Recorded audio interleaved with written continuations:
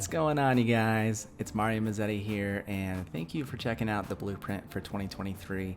I'm really excited to offer this outline that you can use for your own business, and in this particular video, I just want to break down a couple of these concepts in a little bit more depth, and that way you can see how I run my business and how I've been running my business for about the last 14 years or so. And we're going to start with the planning side. So really getting an understanding of how we need to outline our next season and our next year. And I like to start with the why and vision and, keep reminding myself why I love photography so much and what I really appreciate about it. And that really breaks down into three different reasons. I have a huge passion for psychology and human behavior, and I have a love and appreciation for art, and I have an inherent skill with technology. So portrait photography really allows me to combine all three of these elements on a daily basis. Now, as we start our planning process, one of the most important things that we need to focus on is understanding what type of brand we're trying to create. And the mid-range photographer is on the way out. And as a photographer, I made the decision very, very early on to be the high-end photographer in my demographic. So if we use something like a car analogy, it can be broken down like this. If you think about a low-end car, it might be like a Honda, Toyota, Nissan, something like that. If we think about a mid-range, it's going to be a BMW, an Audi, a Lexus. And then if we think about a high-end car, it's going to be, a Ferrari, a Lamborghini, a McLaren. And so as I framed my high-end brand, it was important to realize what creates a high-end brand, and that's exclusivity and creating a far superior product. We'll touch upon this later, but it was incredibly important for me to realize that 98% of seniors in my demographic will not book me. And furthermore, that is absolutely okay with me. Now, as an educator for the last decade, I've worked with plenty of volume-based studios as well. So after all, there's no C-level exec at Honda or Toyota that's complaining about their brand or revenue. And so if you choose to create a high-volume brand, it's important to focus on things like workflow and business efficiencies, so that way you can still run an extremely profitable business. Okay, so part 2 of our blueprint is understanding our competition and our landscape or demographic on where we're going to be working. And the first part of this starts with competition research. Competitor research, or as I like to call them, colleagues, is vital to understanding your market. My favorite thing to do is to list out 5 applicable colleagues and make a really objective pros and cons list on what I think they're doing well and what I think they can do better. I'm going to be doing this to better frame my USP or my unique selling proposition and keep a constant pulse in my market. The reason why I like to use the word colleagues instead of competitors is that I personally value photographers more as a community than a competition. I still have regular happy hours and lunches with some of my closest quote-unquote competitors. So as I'm recommending your research journey, it doesn't have to feel like it's a slimy and coy experience by any means, but rather as a means of connection and also getting to understand a little bit better about who you're going to be working with and who you're going to be having to compete with as well. Another vital aspect is really understanding your demographics, demands, and desires. So being able to understand your demographic and their purchasing capability, as well as their overall desire for portraits. If you're targeting an affluent area with lots of disposable income, this can be a great indicator for things like printed products, expensive albums, and that high-end experience. If you're targeting a more budget-friendly audience, then creating products and deliverables that are going to be more affordable is just going to make more sense. It's important to note that polling your potential clients can often lead to misinformation. And one of my favorite quotes is from Henry Ford. And he said that if you ask the people what they want, they just would have said a faster horse. So as you go throughout this process, really trial and error is going to be the best way to understand your demographic and be able to implement products and experience that's going to make the most sense for them. And on to step 3, which is building your USP. So as I mentioned earlier, now that you have a grasp on your competitors and your demographic as well, it's time to deep dive into understanding what you can offer that is going to be intrinsically different and better than your competitors. I knew that my competitors were not shooting influencer style images. There was lots of static poses, lots of plain Jane vanilla outfits. However, we know that seniors are inundated by influencers these days, so I found a fantastic opportunity to craft my images by doing two things. First of all, was simply photographing something different than what my colleagues were creating, and second of all, creating work that my clients will love. It's important to realize that the opposite can be true as well.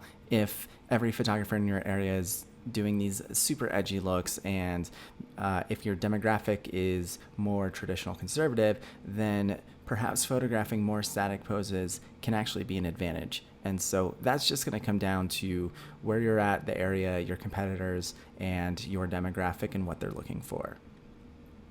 It's also important to note that it's not just the images that you create, but the type of experience you create. So personally, on a photo shoot, I'm almost borderline a comedian. I am extroverted as hell. I like to create a sense of theater and persona where I just happen to have a camera on me. On the flip side, there's plenty of photographers who are introverted and they're a lot more quiet and they don't create such a boisterous environment.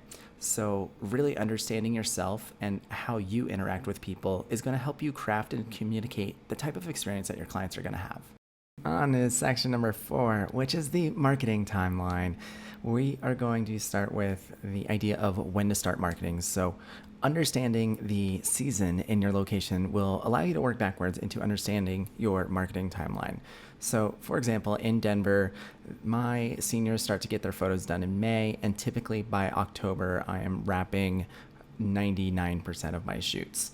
And a lot of this season is dictated by when their yearbook photo is due, which is typically in the last couple weeks of October.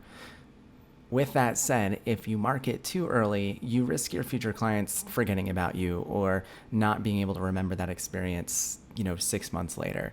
And if you market too late, then you're going to risk not attracting your ideal clients. So over the next few bullet points, I'm going to outline my personal marketing efforts in a timeline that's going to be a really good visual representation, and as I walk you through the kind of month by month basis on how I'm outlining my year. So I definitely still photograph senior reps, and I will seek them out and photograph them before March. So this gives them first access to get their photos done and share their photos and behind the scene videos on social media.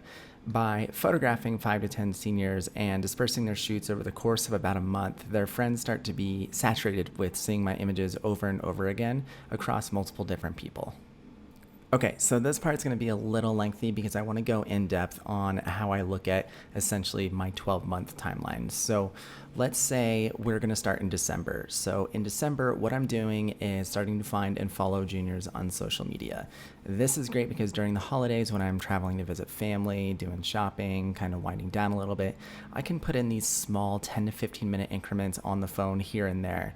And I love this because I'm not triggering any warnings from Instagram or TikTok, and I can do this on the go. So if I'm at a family's house for the evening, or if I'm out and somebody's driving, I can just jump on my phone and jump on social media for a few minutes. And then what I can do is I'll start creating a spreadsheet of potential juniors that I would like to have as reps for the next season. And after the holidays, so after the new year in January, I start sending messages to my potential juniors and locking down consults with them and their family. January is really, really good for this as it gives them something of interest since they're back in school and the idea of kind of the Christmas blues start to settle in.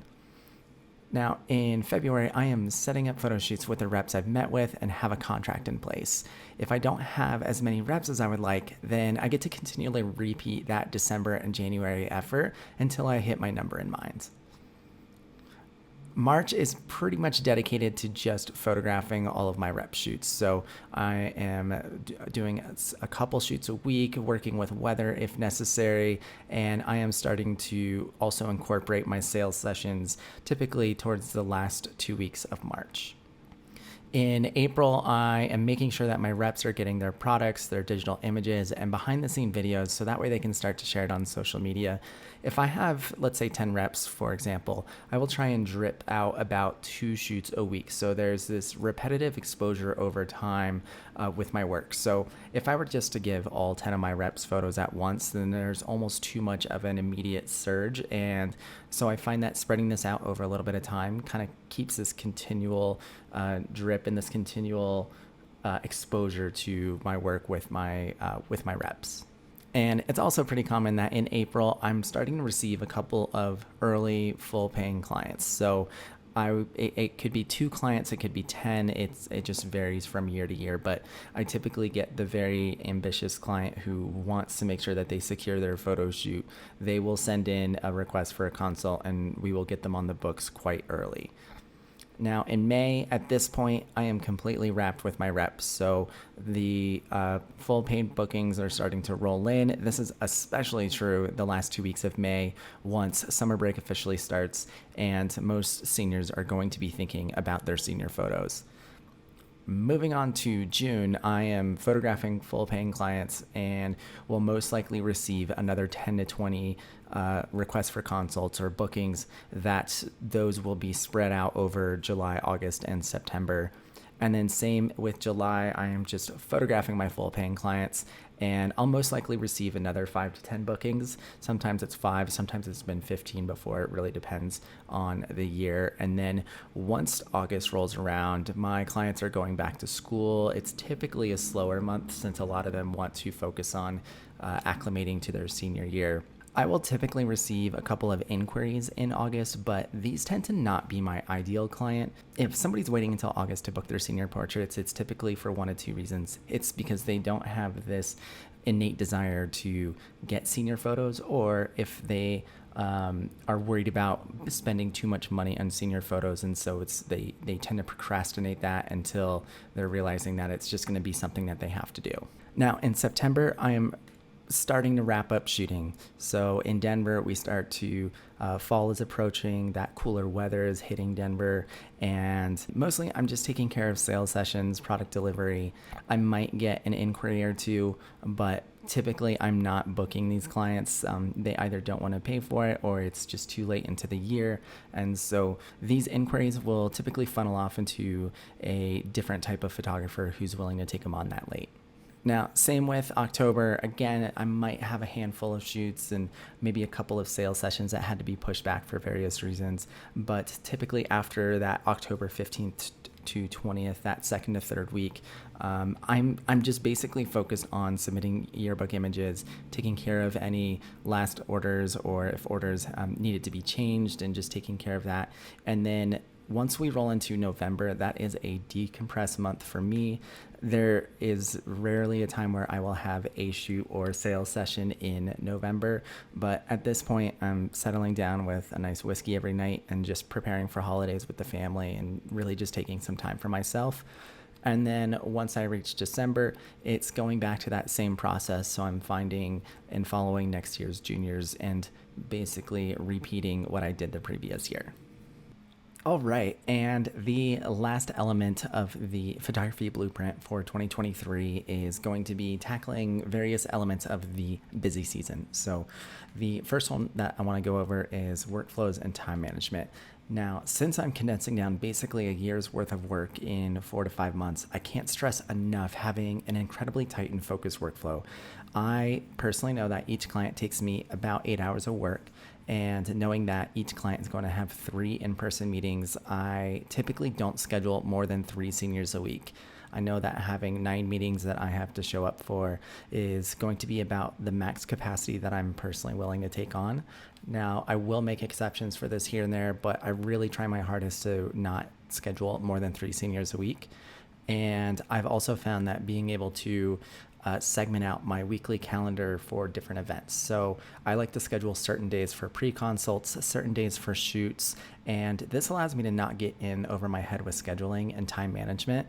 And I found personally best, I like to edit during the evening. So I'll typically edit for about an hour or 2 in the evening, and then about an hour or 2 in the morning. So I like the idea of not immediately rolling up into client interactions or anything like that in the morning. So for me personally, being able to edit in the morning is a bit of a mindless way to wake up while still accomplishing some work things.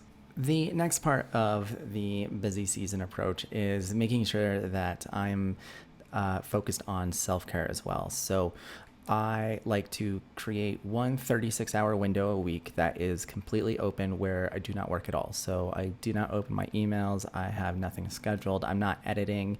And I like to use this time to just catch up on some personal things. So that can be getting a massage, that can be going for a long drive, that can be cooking dinner with friends or catching up on Netflix or working on personal art or music. And any of these things fall into this category. And I find that it's incredibly important to not work 24/7, as easy as it can be, especially with seasonal work. So, again, just being able to carve out that day, day and a half where you just allow yourself to breathe is going to make the approach for when you are working that much more peaceful. The next topic that I like to keep in mind during the busy season is rewards. And so, given that we are human and not machines, regular rewards will keep you motivated. And I personally have two rewards that I maintain. So, reward one is one that I get no matter how well I do. So, my personal one is going to a nice restaurant once a week with a girlfriend. Even if I had 3 terrible sales sessions in a row, I know that spending $80 to $100 at a restaurant isn't going to break the bank over the course of 5 months. So another great example could be going golfing. So give yourself a reward that no matter how amazing of a week or how terrible of a week that you have, that you still get to set aside a couple of hours and just treat yourself to something that is enjoyable for you, that doesn't cost a lot or doesn't take up a bunch of time, but really allows you to disconnect and recognize the work that you are doing. And my second reward is an incentive-based reward. So if golfing is my thing, and let's say I exceed my sales on a couple of sales sessions, what I'll do is I will take that extra money that I've made and I'll toss some of it into retirement and investments. And then I'll take the rest of it and maybe I'll go buy some golf clubs. Or if I'm focused on music, then I might be keeping an eye on a new guitar that I've been wanting. These incentive-based rewards keep my sales and marketing mindset sharp, and getting that immediate joy from doing something well, I think it's a really healthy way to be able to enjoy the fruits of your labor throughout your busy season. The last topic that I want to cover is pivoting. So once a week, typically after my 36-hour work fast, I will open up my books, open up my spreadsheets that I use to track clients, and I'll review how I'm doing in that progressive manner. So I will outline my 30, 60, 90-day projections with my current bookings and sales to make sure that I'm on track. This process is typically 30 to 60 minutes long, and I'll just enjoy it over a morning Red Bull or coffee or tea if that's your thing. And if something is off, I can dedicate my fresh headspace to make changes. So if I don't have enough bookings, I might implement a week of my December, January workflow. If my sales are down, I will review recent products and orders and start adapting changes. And these changes could be a wide range of things. It could be pricing, it could be products or product offerings, or it could be my images or the art that I'm creating. And I like to do this after that 36-hour work fast, because if I do it before, then it's just going to occupy my headspace when ultimately, when I'm trying to take that day, day and a half off, I really want my mind to decompress and not be thinking about work things or thinking about ways that I can improve my business. Well, right on. That wraps up my personal photography blueprint for 2023. And I hope that you are able to take some inspiration away from this. And that way you can set yourself up for a successful 2023 and feel like you have a really good North Star for your business that you can reference continuously throughout the year.